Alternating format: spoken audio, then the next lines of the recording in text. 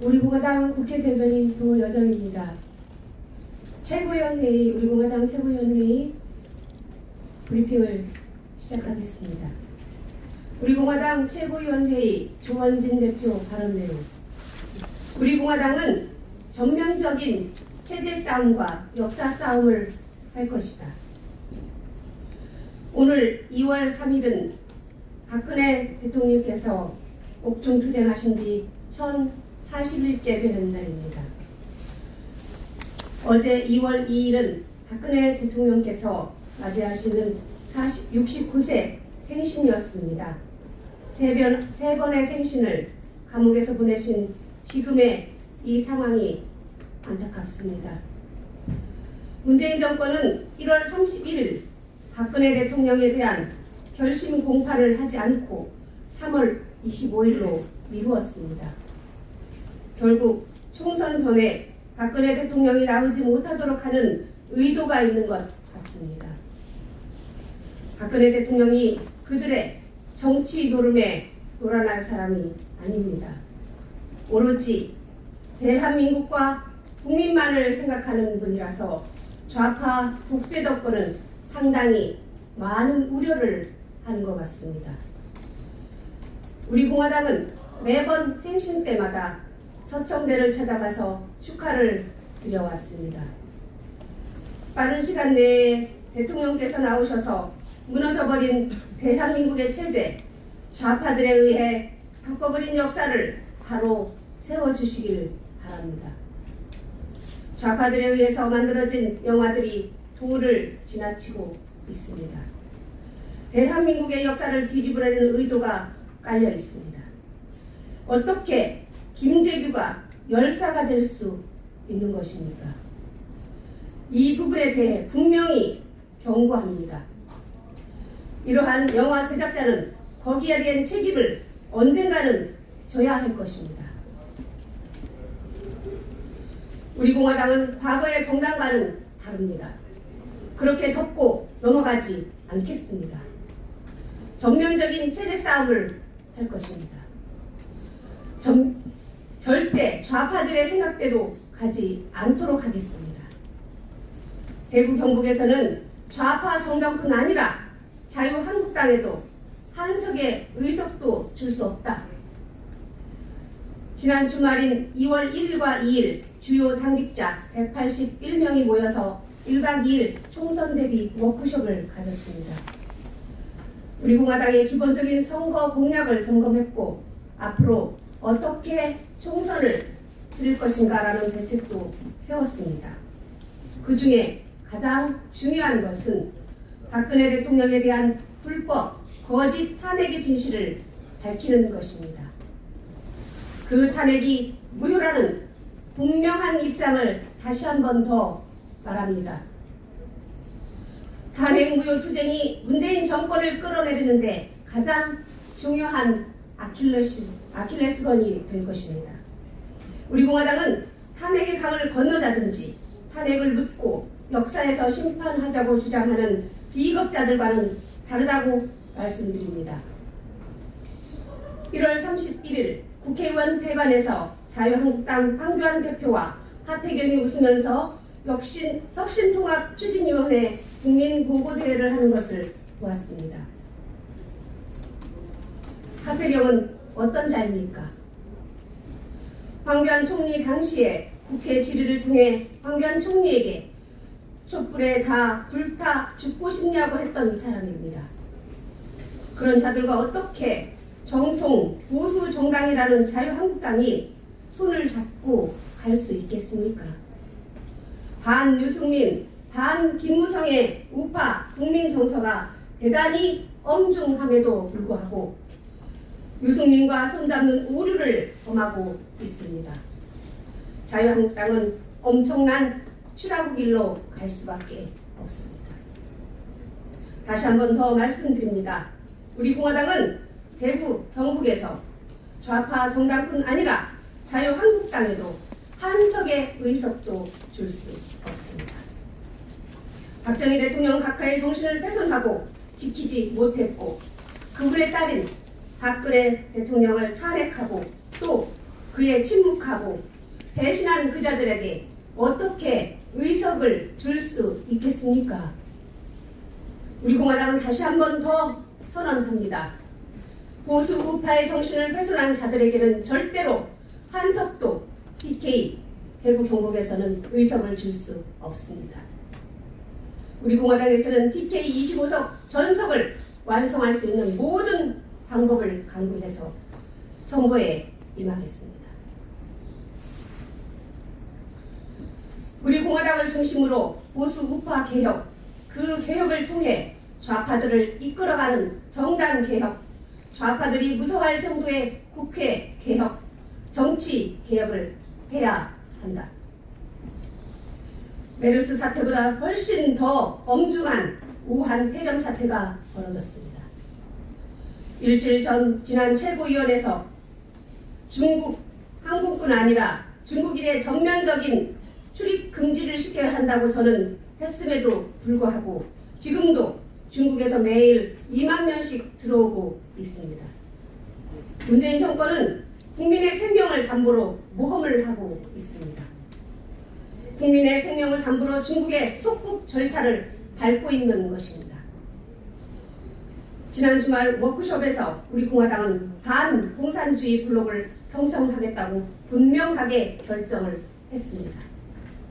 그것이 대한민국이 살아남는 길입니다.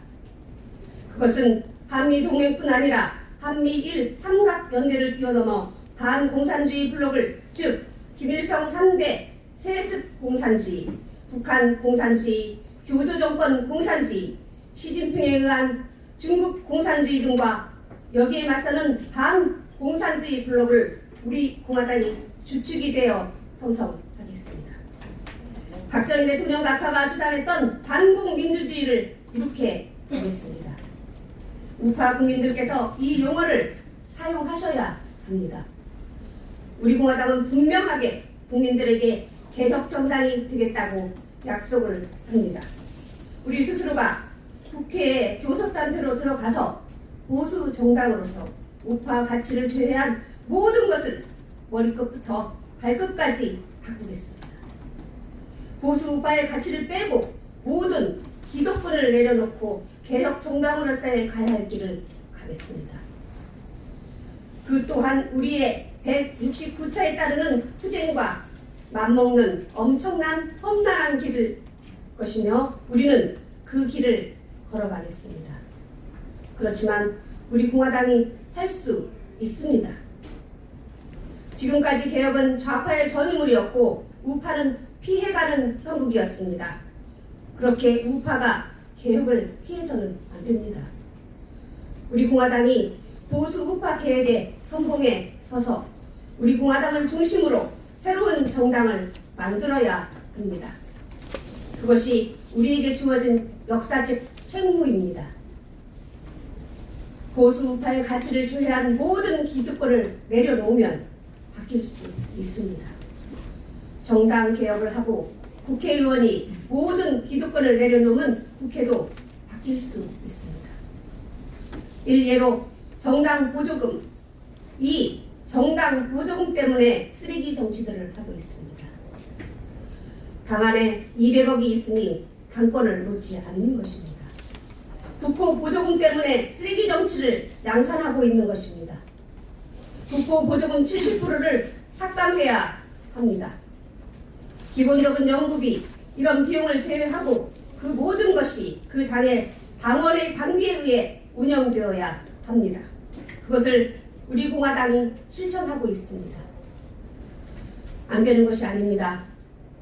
그만큼 당원들과 하나가 되고 정당의 가치가 옳고 정당이 대한민국을 지킬 수 있는 애국심이 있는 개혁 정당이면 국민들이 지지하고 국민들이 당비를 내게 됩니다.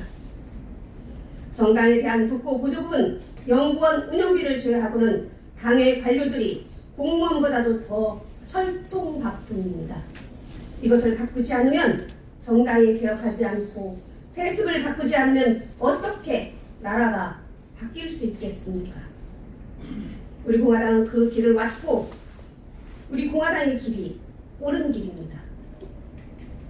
우리 공화당을 중심으로 보수 우파 개혁, 그 개혁을 통해 좌파들을 이끌어가는 정당 개혁, 좌파들이 무서워할 정도의 국회 개혁, 정치 개혁을 해야 합니다. 정치 개혁은 국민들이 존경할 수 있는 정치인을 만들어내야 합니다. 그 정치 개혁이 될 때 대한민국은 선진국 정치가 되고 선진국 정치가 자유통일을 이루는 기초가 됩니다. 지금 우리 공화당이 2년 반 4번의 겨울 동안 좌파 독재들과 투쟁을 하고 불법 탄핵의 투쟁, 좌파 독재들 투쟁으로 투쟁 정당이었지만 이제는 총선을 계기로 우리 공화당이라고 하면 개혁 우파 정당이라고 인식할 수 있도록 해야 합니다. 우리 스스로가 2년 반 동안의 그 힘을 길러왔습니다. 개혁 우파 정당인 우리 공화당은 누가 함부로 이렇게 저렇게 할 수 없습니다. 우리가 가야 할 길이 너무나 엄중하고 체제 역사 싸움에서 싸울 수 있는 정당은 우리 공화당밖에 없기 때문입니다. 정당 개혁, 정치 개혁, 국회 개혁을 할 수 있는 당은 우리 공화당밖에 없습니다. 그래서 자랑스러운 정당입니다. 앞으로 새로운 대한민국을 만드는 중심의 정당이 될 것입니다. 동지들, 자유우파 국민들이 우리 공화당이 이 원대한 대한민국의 꿈을 가지고 있습니다. 우리 공화당이 국민에게 희망과 꿈을 다시 드리겠습니다. 우리 공화당이 가고자 하는 희망과 이 꿈에 동지 여러분들이 함께 해주셔야 합니다. 이 꿈과 함께를 해주셔야 합니다. 제대로 된 대한민국으로 진실과 정의가 강물처럼 흐르는 대장정을 우리 공화당과 함께 해주기 바란다. 이번 토요일 2월 8일 집회에는 8.15나 3.1절 이상의 국민들이 모이셔야 합니다. 개혁우파 정당 우리 공화당을 지지하셔야 나라가 바뀝니다. 여러분들에게 3년간 한 번도 우리 공화당의 말이 변한 적이 없습니다. 이제 믿으셔야 합니다. 우리는 말로 하는 것이 아니라 행동을 하는 정당입니다. 이제 국민들이 인식하셔야 합니다. 우리 공화당 동지 한 분 한 분이 대한민국이고 개혁자입니다. 이제 썩은 정치, 잘못된 정치로 갈 것이 아니라 우리 공화당과 함께 개혁의 선봉에 서야 합니다. 그리고 제대로 된 대한민국으로 진실과 정의가 강물처럼 흐르는 대장정을 우리 공화당과 함께 해주기를 바랍니다. 이번 토요일 2월 8일 태극기 집회에 모든 방법을 통일해서 개혁의 대장정이 성공하느냐 못하느냐의 갈림길에 있습니다. 행동하는 개혁 우파 우리 공화당과 함께 해주시기 바랍니다. 많은 분들이 우리 공화당에 노크를 하고 있습니다. 25명 정도가 곧 예비후보 등록을 할 것입니다. 1차적으로 50여 명의 인재들이 예비후보 등록을 할 것입니다.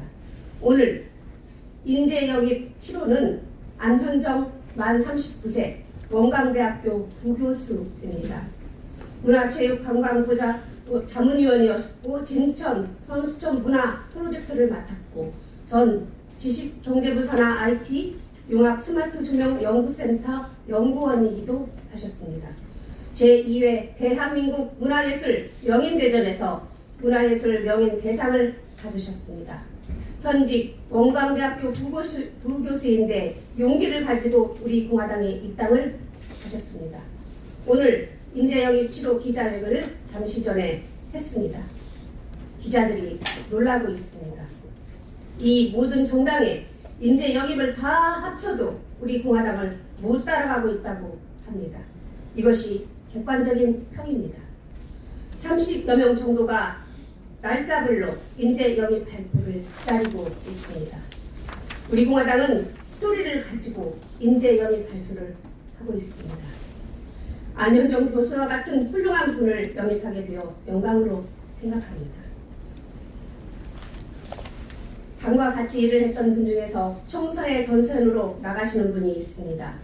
인지연 수석대변인은 서초갑, 이혜원 의원 지역구로 이번 수요일에 출마 선언을 할 예정입니다.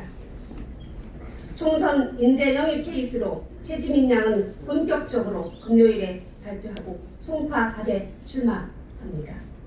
송파갑은 사기탄핵파 박인숙 지역구입니다.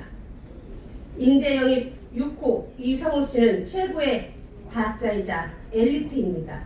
다들 발표하는 순간 놀랐었습니다. 이분은 탄핵의 주동을 역할을 했던 동작을 나경원 지역에 출마합니다. 이 외에 또 젊은 분들 몇 사람을 더 인재 영입 발표를 할 것입니다. 이분들 모두 사기 탄핵파의 지역구에 출마할 것입니다. 2020년 2월 3일 우리공화당 대변인실 조혜정입니다.